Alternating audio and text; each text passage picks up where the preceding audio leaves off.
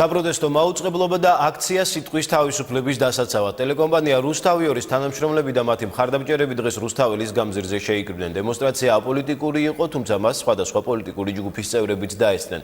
პროტესტის მთავარი მიზეზი რუსთავიორისა და სხვა მედია საშუალებების ირგვლივ მიმდინარე მოვლენებს უკავშირდება. პარლამენტის შენობის წინ გაშლილი სცენიდან დღეს შეკრებილებს რუსთავიორის სახეებმა და ხელმძღვანელებმა მიმართეს. სალომე ქოქიაშვილი დეტალებით.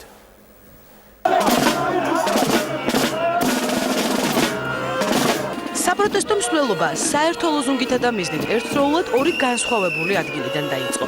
პარლამენტის მიმართულებით ვარდების მოედნიდან აქციის მონაწილეები ნაციონალური მოძრაობის ლიდერებთან და ოპოზიციური პარტიების საინიციატივო ჯგუფის წარმომადგენლებთან ერთად დაიზრნენ მუსიკისა და შეძახილების თანხლებით. აეცა რუსთავიორი ფაქტობრივად საქართველოში ჩამოეყალიბა ის შავი ფარდა, რასაც დედაც უყურებ. სიტყვის თავისუფლება არის უმთავრესი ღირებულება, რომელზეც დგას დემოკრატიული სახელმწიფო. ზუსტად იგივე დროს პარლამენტის შენობისკენ დაიძრნენ აქციის მონაწილეებიც, რომლებმაც შეკრების ადგილად კანცელარიის შენობა არჩიეს. ამ მსვლელობას პარტია ევროპული საქართველო ხელმძღვანელობდა.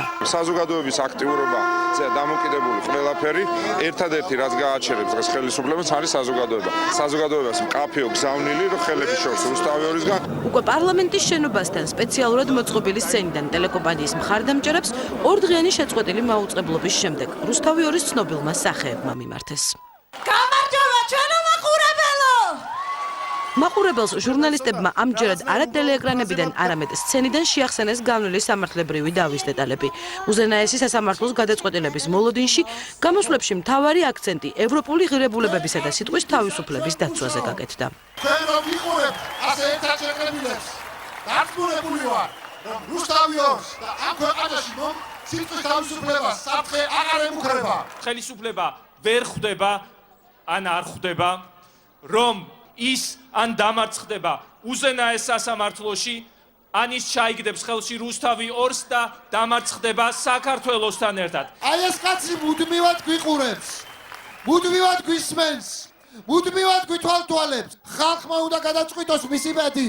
გარანტიას გაძლევთ ყველა იმ მოსამართლეს, რომელიც უკანონობას მოაწერს ხელს, მის ფეხქვეშ მიწა დაიწვება აუცილებლად. სცენიდან რუსთაველის გამზირზე მისულ მხარდამჭერებს ტელეკომპანიის თითქმის ყველა ცნობილმა სახე მიმართა. მათ გამოსვლებს აქციის მონაწილეები დაახლოებით საათნახევრის განმავლობაში ისმენდნენ. ჩვენი არჩევანი არის ევროპული სახელმწიფო.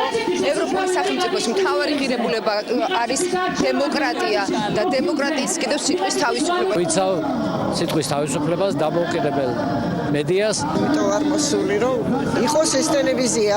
საპროტესტო აქციის მიმდინარეობას რუსთაველის გამზირზე მისული პოლიტიკოსები ამჯერად თვალს მაყურებელთა რიგებიდან ადევნებდნენ. სიტყვით გამოსვლელთა შორის არც ერთი პოლიტიკური პარტიის წარმომადგენელი არ ყოფილა. ხელისუფლებისაგან არაკონტროლირებად მედიას მე ვიცავ სულ. რუსთავიორი ხელისუფლებისგან კონტროლირებადი ტელევიზია არ არის. თუ საქართველოში არ იქნა სიტყვის თავისუფლება, თუ საქართველოში არ იქნა განსხვავებული აზრი და თავისუფალი მედია, ჩვენ ვერასდროს ვერ შევდგებით როგორც სრულფასოვანი სახელმწიფო. დაწუნებული ვარ დღევანდელი დღე არის ნათელი ილუსტრაცია იმისა, რომ რუსთავიორს მიუხედავად იმისა, რომ ივანიშვილს ბევრი ფული აქვს, ვერ წაართმევს რუსთავიორელებს და შესაბამისად მოსახლეობას. პარლამენტის წინ მიმდინარე აქციას მმართველმა გუნდმა ამავე შენობიდან უპასუხა. ქართული ოცნების წარმომადგენლებმა სამართლებრივი დავის დეტალებზე ისაუბრეს, შენობის წინ გამართულ აქციას კი პოლიტიკური უწოდეს. ეს არის კარგად დაგეგმილი კამპანია, რომელიც არის მიმართული სასამართლოზე ზემოქმედებაზე, სასამართლოს ზემოქმედებაზე, დაშანტაჟებაზე და მათი პატარა ვიწრო პოლიტიკური ამოცანების მიღწევაზე. მმართველი გუნდის ამ შეფასებას დავად აქციაზე გამოხმაურება არ მოჰყოლია. საპროტესტო ღონისძიება, რომლისთვისაც ტელეკომპანია ორდღიანი დუმილით ემზადებოდა, საათნახევარში საეთერო დუმილის დარღვევით დასრულდა.